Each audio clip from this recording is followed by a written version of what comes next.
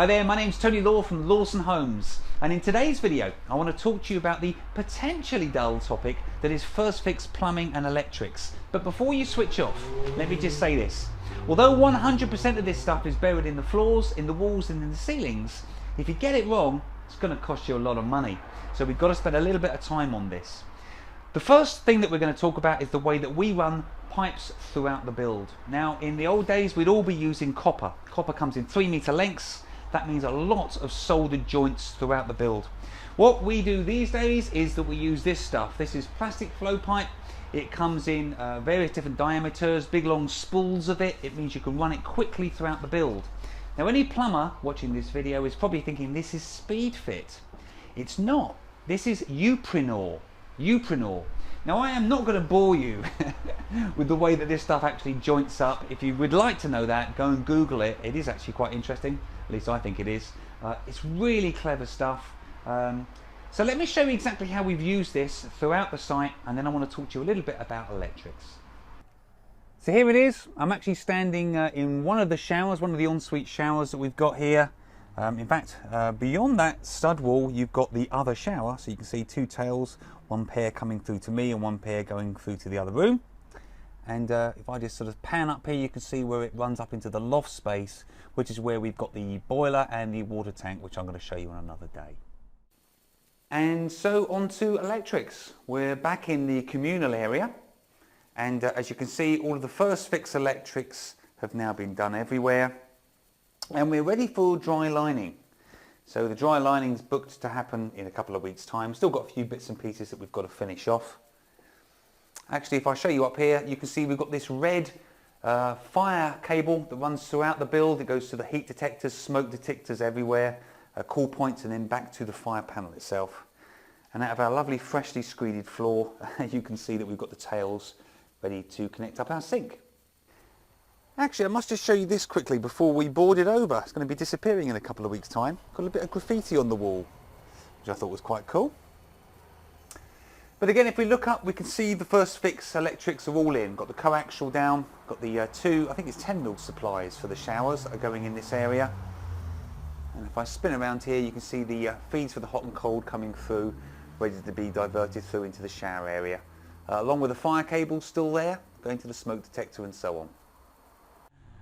So if you're still with me, I haven't bored you to tears yet, let's see if we can pull out 4 key learnings from what we've just seen, and then I'd like to run you through one other little thing which is perhaps an opportunity for you. So, key learning number 1, can I suggest you should be using a plumber that's familiar with this type of plumbing system.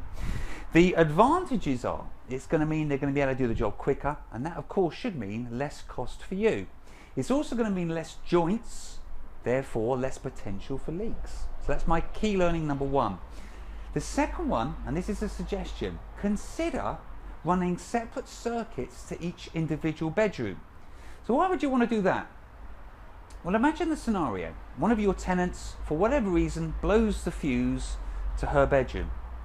It doesn't then wipe out the whole of the ground floor or the whole of the upper floor. And you've got to consider you've got lots of different tenants living in this building. It just takes out the electricity for her room. It's also potentially cheaper as well, because your electrician only has to run one feed to that room and then run the power around that room. So that's my second suggestion.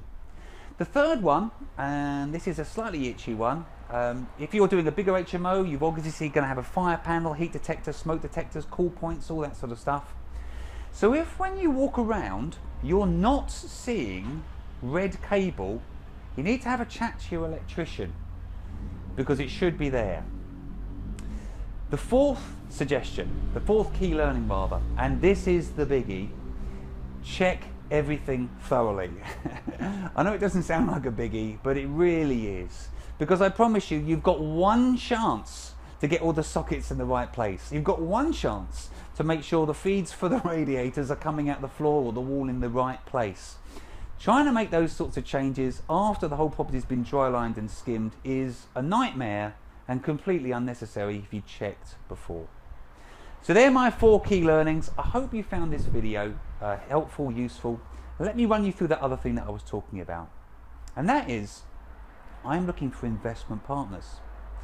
You see, I'm finding more deals than I can personally fund myself. So perhaps this is an opportunity for you.